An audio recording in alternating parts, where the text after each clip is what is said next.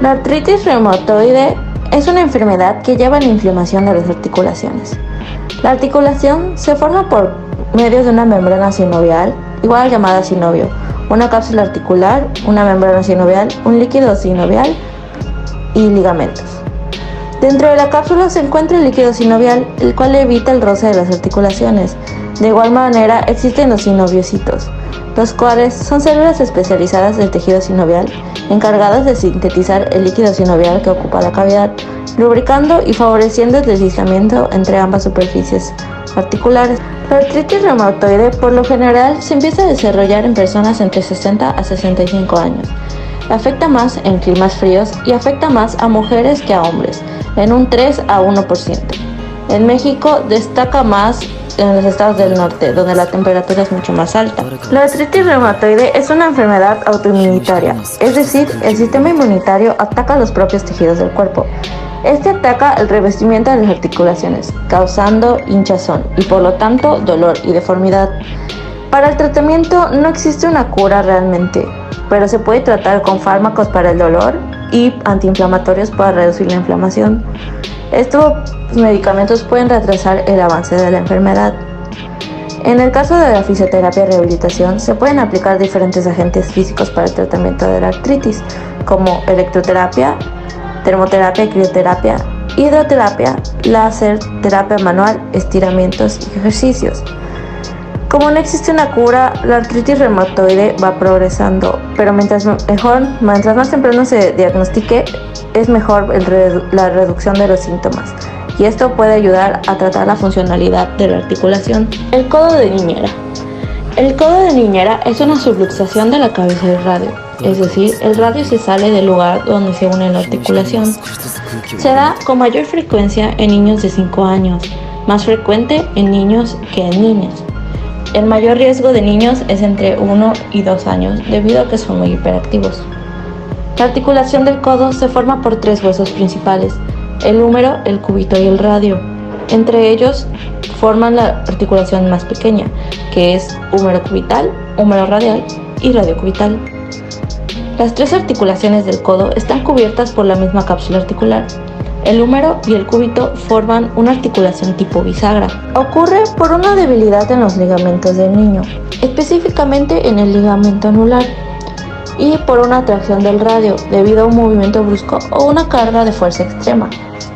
Para el tratamiento se aplica una reducción de la luxación para volver a insertar la cabeza del radio a su lugar y un tratamiento de analgésicos.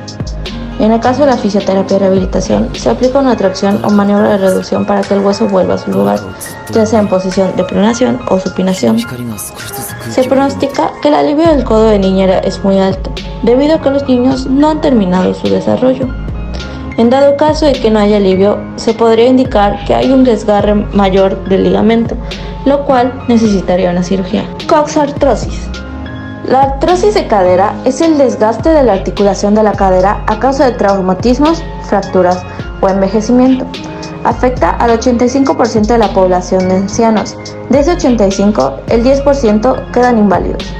Predomina más en mujeres arriba de los 65 años. La cadera se forma por la articulación de la cabeza del fémur y el acetábulo de la pelvis. Esta articulación es esférica, es decir, que permite que la parte superior de la pierna se mueva en flexión, extensión, abducción y aducción. Esta articulación soporta el mayor peso del cuerpo, por lo cual es la que más se desgasta. Esta patología consiste en la pérdida del cartílago articular, la formación de estofitos y la deformación de la articulación afectada. Se producen una serie de deformaciones generativas, tanto en la cabeza del fémur como en el acetábulo. La cabeza femoral se agranda adoptando la forma de un hongo. La inestabilidad y la sobrecarga mecánica pueden producir una aceleración de la patología. También puede ser genética.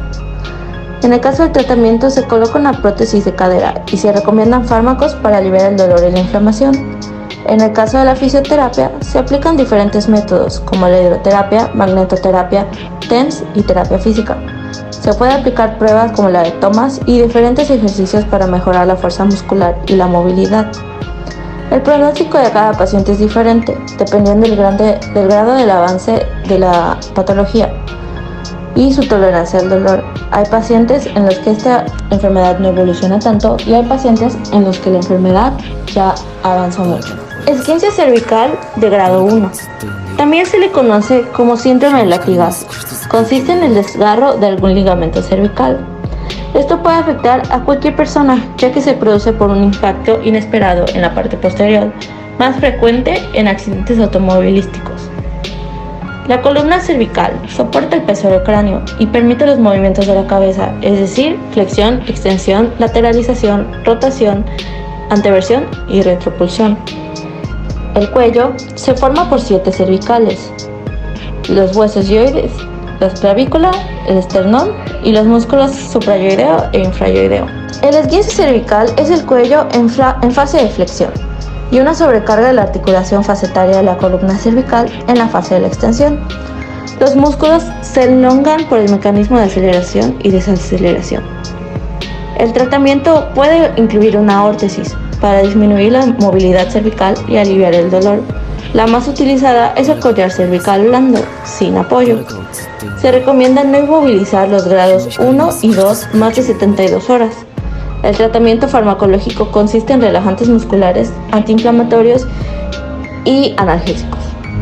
En el caso de la fisioterapia y la rehabilitación, se aplica la movilización manual en combinación de otras medidas fisioterapéuticas insaturadas, no más de 4 días después del accidente.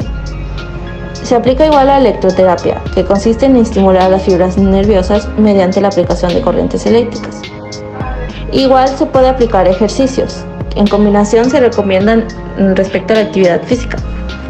El pronóstico prácticamente es que todas las recuperaciones de esta lesión son exitosas.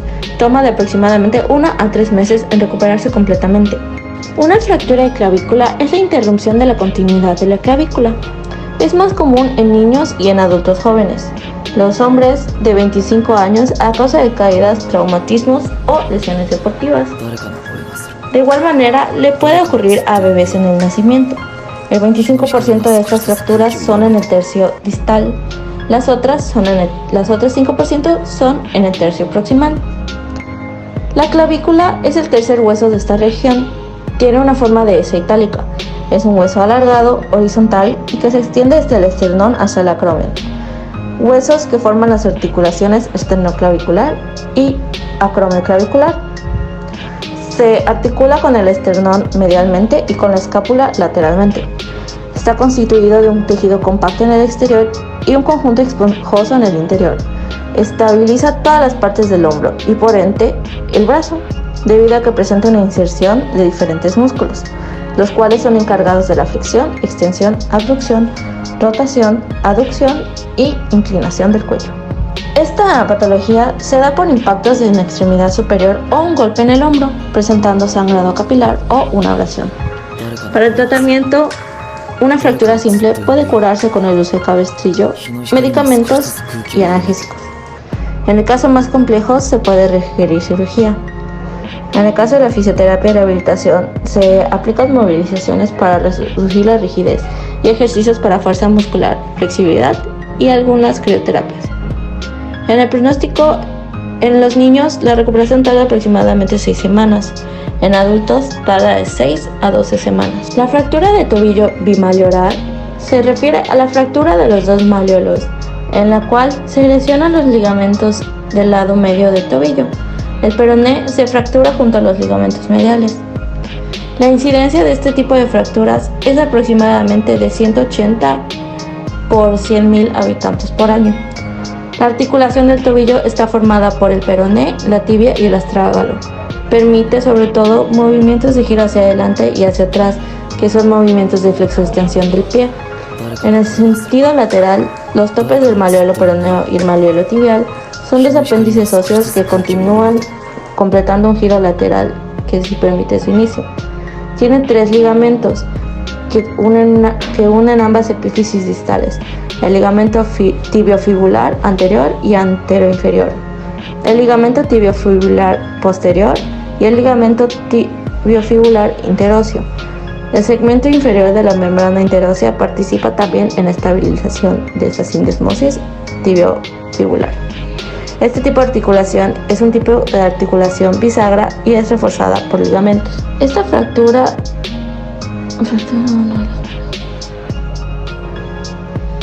La fractura de uno de los malleolos lesiona los ligamentos mediales del tobillo.